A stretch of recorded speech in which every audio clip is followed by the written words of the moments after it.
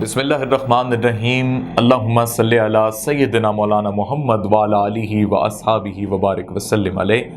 Programme داستان کربلا صبر و رضا کے ساتھ میں ہوں محمد عمر خان۔ ناظرین محترم، کربلا جو کہ درس دے رہا ہے حق پر ڈٹ جانے کا، آنے والی تمام انسانیت اور تا قیامت رہنے والی اس انسانیت کے لیے اگر حق پر ڈٹ جانے کا کوئی سب سے بڑا مرحلہ آیا تو وہ کربلا تھا، اور کربلا کے تمام شہداء اور اس میں موجود بچے، خواتین، بزرگ اور سب سے بڑھ کر خاندان رسالت مآب صلی اللہ علیہ وآلہ وسلم کے افراد، خاندان اہل بیت اور اہل بیت کے نامدار، سب نے جو صبر کا پیمانہ اور صبر کے جس پیمانے کو چھوا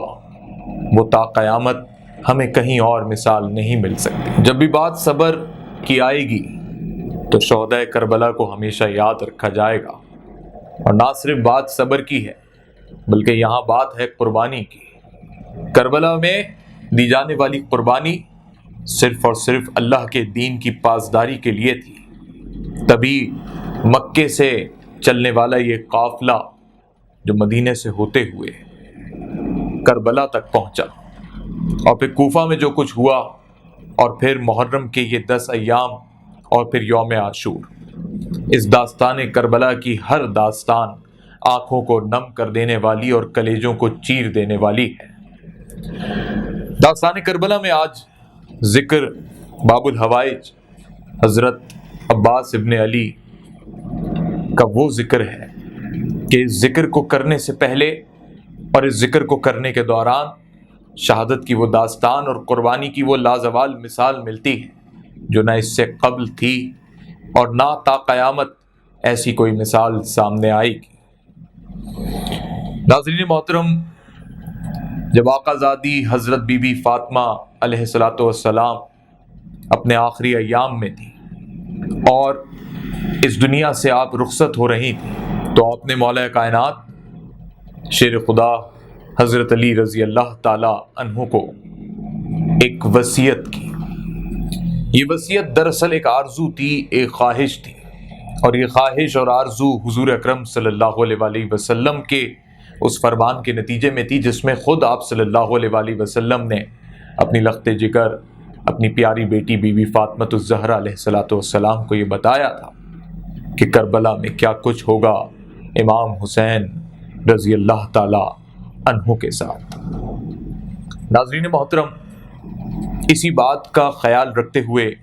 بی بی فاطمۃ الزہرا نے حضرت علی رضی اللہ تعالی عنہ سے کہا کہ مولا، جب امام کے اوپر یہ وقت آئے گا، یعنی جب امام علی مقام امام حسین کربلا میں ہوں گے، تو اس وقت نہ میں ان کے ساتھ ہوں گی، نہ آپ ہوں گے، اور نہ ہی حسن ہوگا۔ لہٰذا میں یہ چاہتی ہوں کہ میرے پاس یہ جو کپڑا ہے ایک کرتے کی صورت،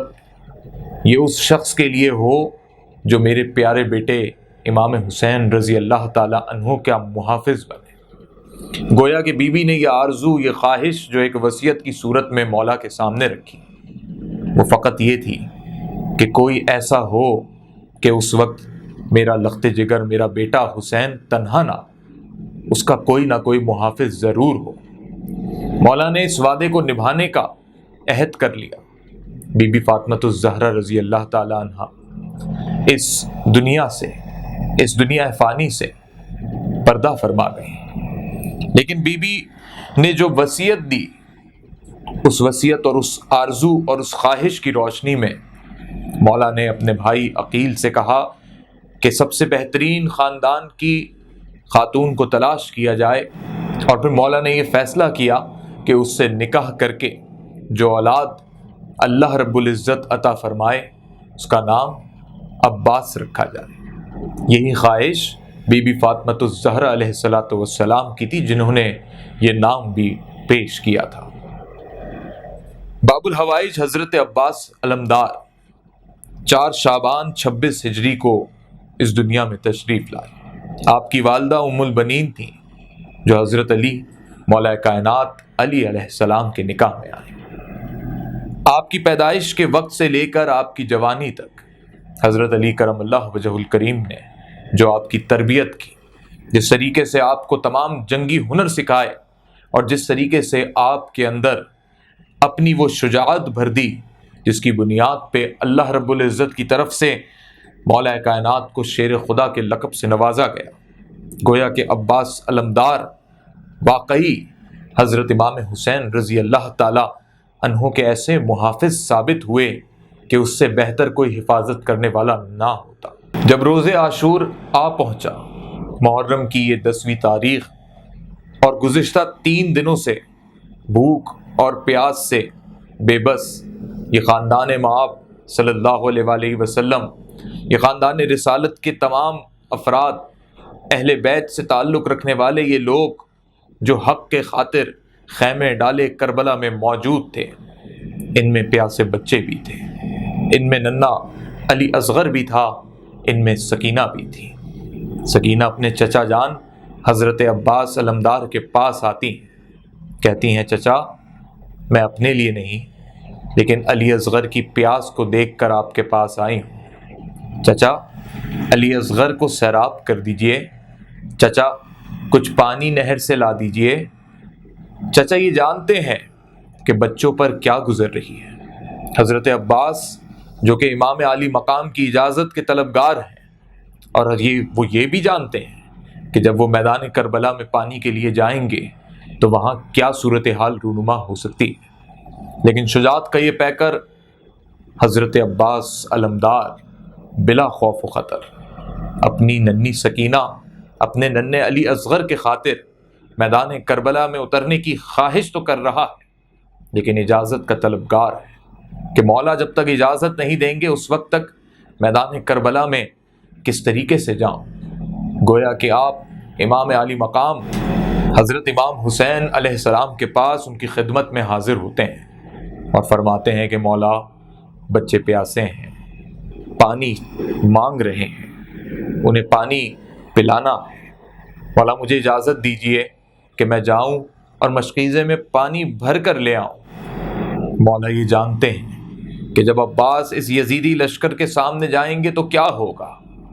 گویا کہ مولا نے کہا کہ اگر عباس تمہیں اجازت ہی چاہیے تو جاؤ اپنی بہن زینب سے لو۔ حضرت عباس علمدار اپنی بہن حضرت زینب علیہ السلام کے پاس ان کی خدمت میں حاضر ہوتے ہیں اور کہتے ہیں کہ بہن مجھے اجازت دیجئے کہ میں ان ننھے بچوں کے لیے پانی لے آؤں، مشکیزہ بھر کے لے آؤں، ذرا نہر سے ہو آؤں۔